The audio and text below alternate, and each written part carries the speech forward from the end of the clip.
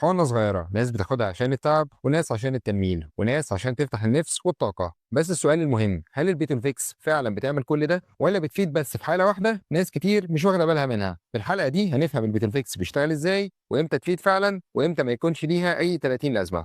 الفكرة ان جسمك كان ماشي تمام وفجأة بدأ يشتكي تعب، تنميل، دوخة، نسيان، والسبب واحد مستخبي: نقص فيتامين بي 12. الدكتور قال محتاجين فيتامين بي 12 بس مش اي شكل، محتاجينه مضمون ويوصل. هنا دخلت البيتروفيكس واللي فيها نوع اسمه ساينوكوبلامين.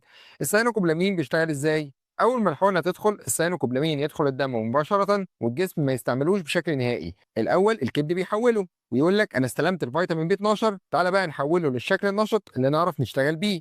فيتحول الميثايل كوبلامين والادينوزايل كوبلامين، وده الشكل اللي الجسم فعلا بيستخدمه. الدم بقى بيرجع يشتغل، نخاع العظم كان ناقصه الفيتامين بي 12 فكان بيطلع دم كبير وضعيف ومش فعال. بعد ما السيانوكوبلامين بيتحول، الخلايا تعرف تتقسم صح وكريات الدم تتكون مظبوط والانيميا تتحسن بالتدريج. كمان الاعصاب تفوق واحده بواحده، والاعصاب كانت ماشيه من غير حمايه زي سلك كهرباء من غير عازل. بعد تحويل السيانوكوبلامين بيبدا تكوين غلاف الاعصاب والتنميل يخف والوخز يقل والاحساس بالتحسن بيزيد. بس خد بالك الاعصاب بتكون بطيئه فالتحسن هنا بيكون تدريجي ومحتاج وقت. واخر حاجه الطاقه بترجع بالعقل. السيانوكوبلامين بعد ما بيتحول بيدخل في تصنيع الدي ان ايه وبيساعد الخلايا تطلع طاقه صح، فتبدا تحس بتعب اقل وتركيز احسن ونفس اطول، مش فجاه ولكن الموضوع بيجي بالتدريج. كلام جميل. ايه بقى دواعي استعمال حقن البيتولفيكس؟ البيتولفيكس بنوصفها في حالات نقص فيتامين بي 12 المؤكد سواء بالتحاليل او باعراض واضحه، خصوصا لو النقص شديد او الامتصاص ضعيف. كمان بنعالجها في الانيميا الناتجه عن نقص فيتامين بي 12 واللي اسمها ميجالو بلاستيك انيميا او انيميا كريات الدم الكبيره، واللي بتظهر عليهم اعراض زي شحوب ودوخه وتعب وخفقان. كمان علاج اعراض الاعصاب بسبب نقص فيتامين بي 12 زي تنميل الاطراف، الوجز او الحرقان، ضعف الاحساس، وكمان عدم الاتزان. فالتحسن هنا بيجي بالتدريج وبيحتاج وقت. كمان حالات سوء الامتصاص زي حالات مشاكل المعده، استئصال جزء من المعده، كمان حالات البرينيشوس انيميا او نقص العامل الداخلي، كمان التهابات مزمنه في الامعاء. الحقن دي بتكون افضل من الاقراص. كمان كبار السن لان امتصاص فيتامين بي 12 بيقل مع العمر ومعاه بيزيد خطر الانيميا ومشاكل الاعصاب. كمان المرضى اللي بياخدوا ادويه بتقلل الفيتامين بي 12 زي الميتفورمين لفترات طويله، وكمان ادويه الحموضه البي بي ايز. البيترفيكس هنا بيعوض النقص. كمان سوء التغذيه او الناس النباتيين، خصوصا النباتيين الصرف، لان فيتامين بي 12 مصدره الاساسي هو الحيوانات.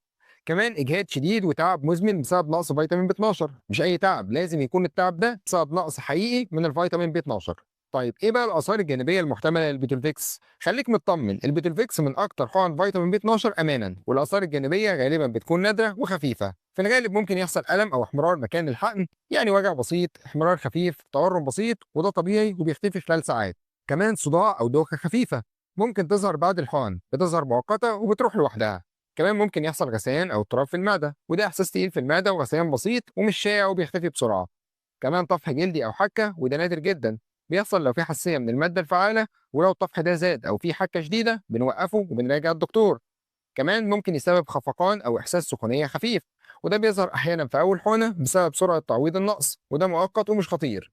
واخر حاجه ممكن يحصل انخفاض بوتاسيوم في الدم، وده نادر جدا ولكنه مهم. لما يكون النقص شديد جدا تبدا كريات الدم تتكون بسرعه، فممكن يحصل نقص بسيط في البوتاسيوم.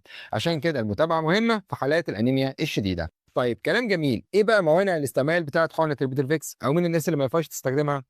اول حاجه ممنوع في حاله الحساسيه لفيتامين بي 12 او الكوبالت. لو المريض عنده حساسيه قبل كده من السيانوكوبلامين او حساسيه من عنصر الكوبالت فممنوع الاستخدام، لانه ممكن يعمل تفاعل تحسسي شديد.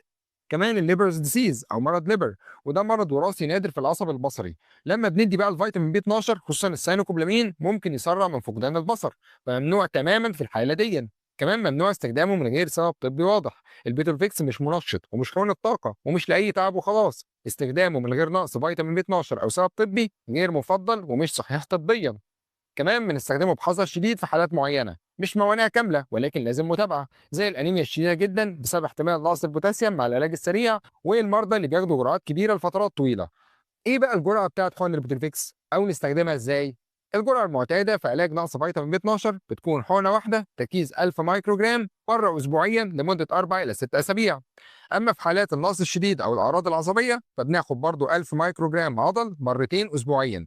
او في بعض البروتوكولات بتكون حقنه عضل يوميا لمده اسبوع الى اسبوعين ثم مره اسبوعيا وبعد التحسن مرة كل شهر كصيانة. والاختلاف هنا بيكون حسب شدة الأعراض. ولو هنستخدمها بقى صيانة طويلة المدى زي حالات سوء الامتصاص أو البرينيشوس أنيميا، طب نستخدمها حقنة واحدة كل شهر.